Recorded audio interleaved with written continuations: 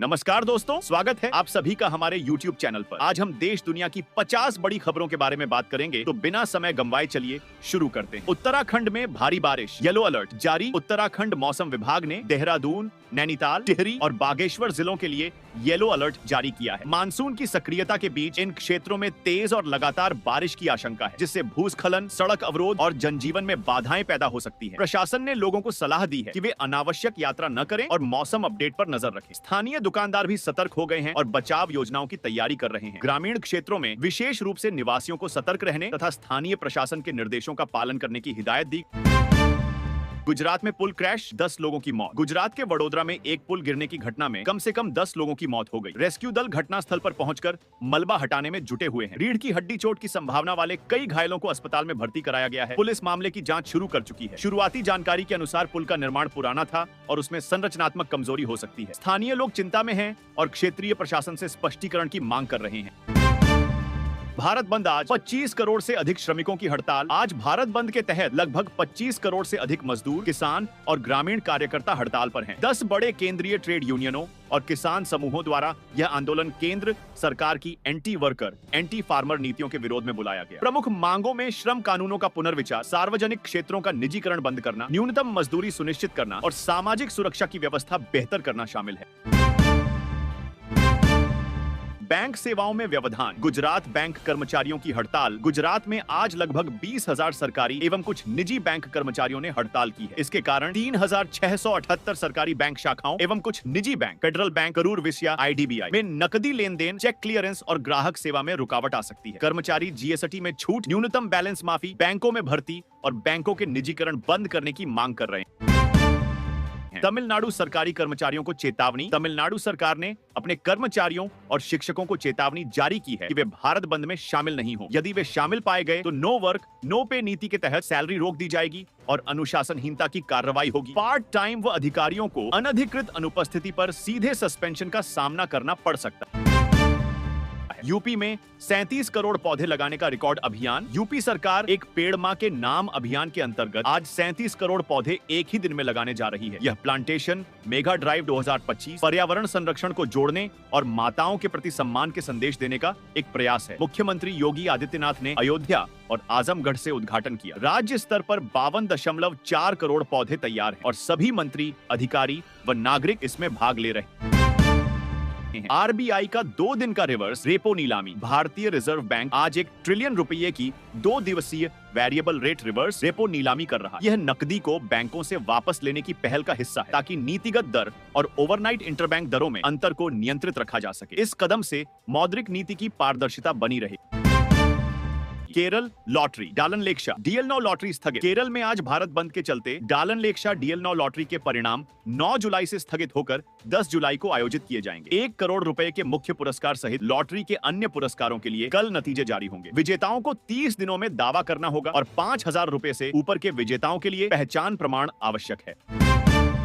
वक्फ संशोधन अधिनियम 2025 पर विरोध प्रदर्शन। हाल ही में संसद में पारित वक्फ संशोधन अधिनियम 2025 के खिलाफ देश के विभिन्न हिस्सों में प्रदर्शन जारी है। विशेषकर पश्चिम बंगाल के मुर्शिदाबाद और त्रिपुरा में हिंसा भड़क उठी। मुस्लिम संगठन और विपक्षी दल इसे धार्मिक संस्थाओं पर सरकारी हस्तक्षेप मान रहे हैं, जबकि सरकार का कहना है कि पारदर्शिता लाना लक्ष्य है। राजीव गांधी हत्याकांड पर web series release. Crime thriller web series the hunt the Rajiv Gandhi assassination case आप पर रिलीज हुई है। इसे नगेश कुन्नूर द्वारा निर्देशित किया गया है और सोनी LV पर उपलब्ध है। यह राजीव गांधी मामले की परतदर्शी जांच पर आधारित है और दर्शकों में उत्सुकता बढ़ाने की उम्मीद रखती है।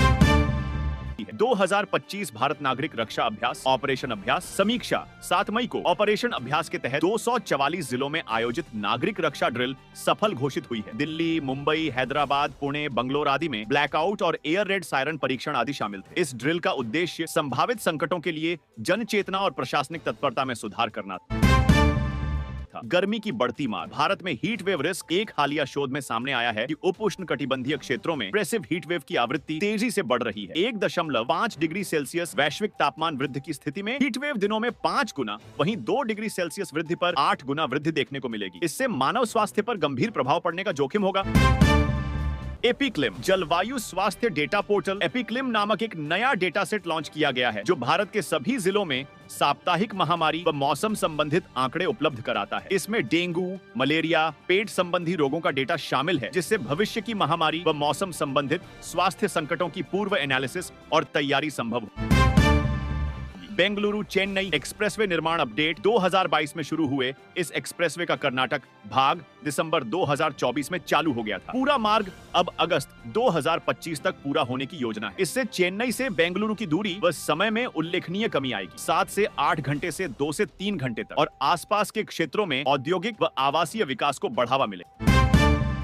भारी बारिश से हिमाचल में तबाही, दर्जनों लापता। हिमाचल प्रदेश में हाल ही में तेज बारिश, फ्लैश फ्लड और भूस्खलनों की वजह से 23 फ्लड, 16 लैंडस्लाइड और 19 क्लाउडबर्स्ट दर्ज हुए हैं। 2025 में अब तक कम से कम 78 लोगों की जान जा चुकी है और दर्जनों लापता माने जा रहे हैं। प्रभावित क्षेत्रों में पुल, सड़कें और बिजली आपूर्ति बर्बाद हुई है। रिस्क मैनेजमेंट और राहत रोकथाम संस्थाएं घटना स्थल पर सक्रिय हैं, लेकिन खराब मौसम और ढलानों की अस्थिरता राहत कार्यों में बाधा बन रही है। विशेषज्ञ चेतावनी दे रहे हैं कि मौसमी पैटर्न अब अधिक अनिश्चित हो गया है और यह जलवायु परिवर्तन का एक सामान्य परिणाम बनता जा रहा है। पंजाब का 500 करोड़ स्टबल प्लान। पंजाब सरकार ने 2025 से 26 के लिए 500 करोड़ का अभियान लॉन्च किया है, जिसमें किसानों को 4367 क्रॉप रेसिड्यू मैनेजमेंट मशीनें दी जाएंगी, बायोडिकम्पोजर का उपयोग किया जाएगा और फसल अवशेष जलाने पर जुर्माना 5000 से 30,000 तक बढ़ाया जाएगा। राज्य सरकार 7.06 मिलियन टन स्ट्रॉ प्रबंधन करेगी और प्रति एकड़ 1500 रुपए का सीधा लाभदायक भुगतान भी करेगी। यह कदम दिल्ली एनसीआर की वायु गुणवत्ता सुधारने में अहम साबित होगा और किसानों में टिकाऊ खेती के प्रति उत्साह बढ़ाएगा। जुलाई में सामान्य से अधिक मानसून। मौसम विभाग आईएमडी ने कहा है कि जून 2025 में 9% अधिक बारिश के बाद जुलाई में भी अधिक बारिश की संभावना है, जिसमें महाराष्ट्र, गुजरात, मध्य प्रदेश, उत्तर पूर्व और पूर्वी क्षेत्रों में अच्छी वर्षा रहने की उम्मीद है।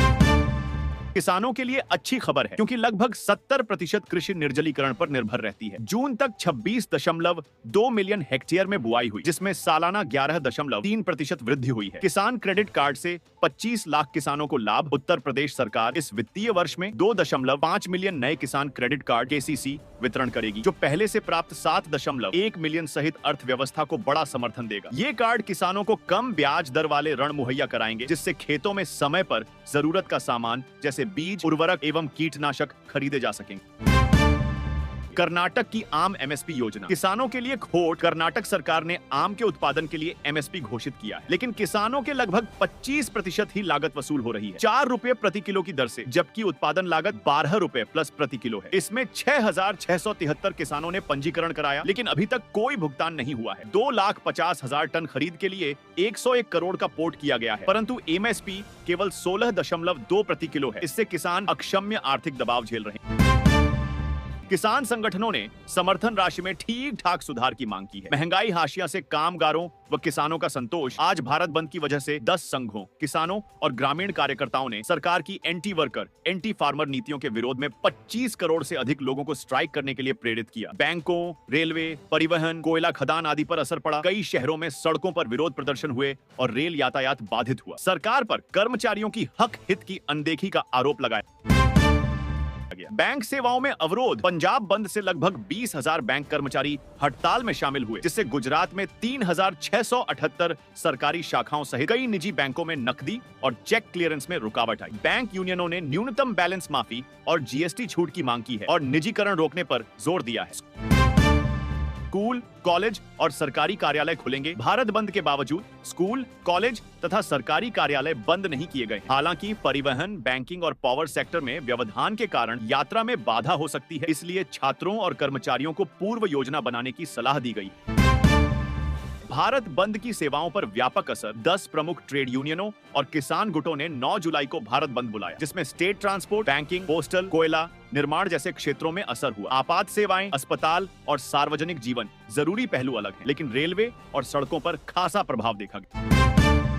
पुष्ट राजनीति। भारत पाक तनाव की स्थिति। 23 अप्रैल को भारत ने पाकिस्तान के साथ सिंधु जल संधि को स्थगित करते हुए वाघा अटारी सीमा हस्तांतरण बंद करते हुए पाकिस्तानी राजनयिकों को निकाला। यह कदम पाकिस्तान के आतंकवाद समर्थन की आशंका के चलते उठाया गया, जिससे द्विपक्षीय तनाव बढ़ा है।